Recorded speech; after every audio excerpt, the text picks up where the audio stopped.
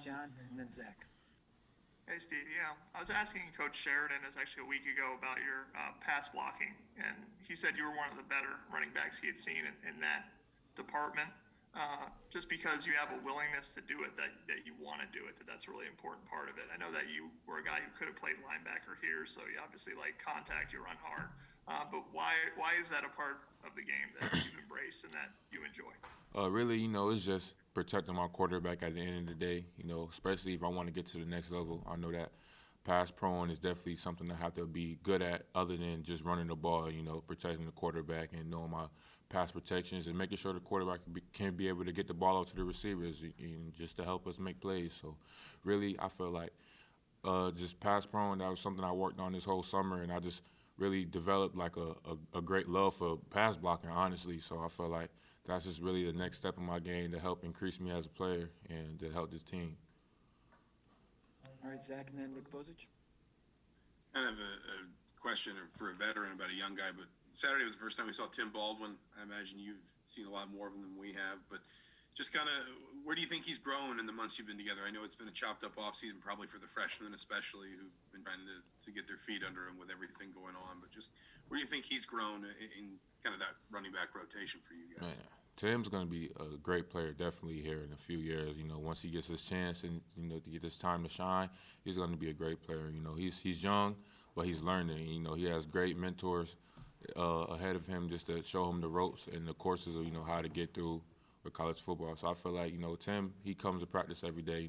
Hard working and just willing to learn any new thing to help his game improve. So just give it a few years or maybe a year, and you see Tim bursting on the scene for sure. All right, Rick, and then Dylan Wallace.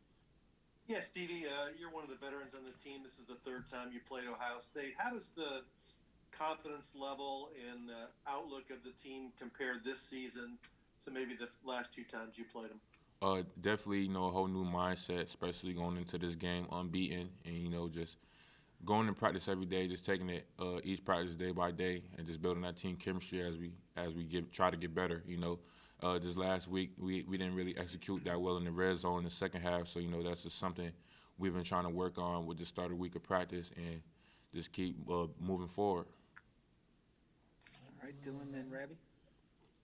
Stevie, the last two games, you guys have had pretty long drives to kind of close it out, not give 5-minute drives and just mainly consisting of run plays. I mean, how much did that do for sort of your confidence to be able to run the ball and just kind of eat the clock and then close games out? I'm just trying to do my job. Just being a team player, just trying to make plays whenever my name is called. So if we got to run the clock out just to get the game over with, I'm gonna go ahead and do that. Just play it smart, protect the ball, and just try to get the W so we get to where we got to go. Rabbi, then Paul Gable. Hey, man, just the fact that Indiana has earned a top 10 matchup. Fox, their pregame show is going to be there. It's number 10 or number 9 now versus number 3. What do you feel you guys have accomplished just to get to the point to have Indiana football on a stage like this? Definitely, I feel like one thing we improved on was finishing. We didn't really finish the Michigan State game as we wanted, but I feel like we still finish, especially on the defensive side of the ball. On the offensive side of the ball, we got a few little things we can improve on.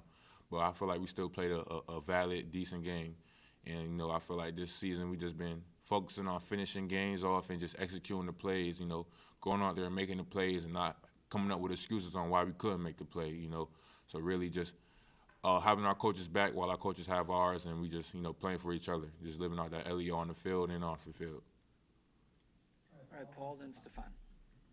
Hey, Stevie, last week at Michigan State, you guys were down two starters on the offensive line. Talk about the job that they did, especially Luke Haggard, for you guys. Yeah, definitely those guys did a great job, especially Luke. I had spoke to Luke before the game just to let him know, I got your back whenever, man. You just go out there and play hard and play with your heart and, just play your type of game. Don't let anybody get in your head. Don't be nervous. You might have a little butterflies in the beginning, but as the game goes on, those eventually go away. So, I just was keeping his head on straight, keeping him positive, and just letting him know there's gonna be, a dog fight. But at the end of the day, your teammates got your back, and we're gonna make sure you're good. All right, Stefan, and then we'll wrap up with Mark Larson. Hey Stevie, aside from that late stretch in the Michigan State game, you guys have been perfect, in terms of scoring in the red zone. Why do you think you guys have been so effective in that? That's just something we tend to lock in on and practice a lot during practice. Really preparation. We prep for like red zones, 24/7. So I really feel like that's just something we stress that we have to, score. Field goals are cool, but points we need 7 points. So like it's better that we could get the ball in the end zone than settle for field goals. Especially with a game coming up this week, the red zones is very crucial. So I feel like, that's just something we have to get better on so we could make sure not to make any mistakes this week. All right, Mark, go ahead. Hey, Stevie, you told us in the preseason that Indiana was about to show something that you guys were belong in the elite. You've done that so far. Impressive 4-0 start, but not everybody's convinced. What's it going to take? Man, hey, we just gonna keep going out there playing our type of game and just keep playing it humbly, doing it humbly, and just playing Indiana football at the end of the day. Like I said before, a lot of people are gonna talk, the critics are gonna talk, but at the end of the day, that's just something to this whole football team and the coaching staff that just gets us fired up just to keep proving the world wrong.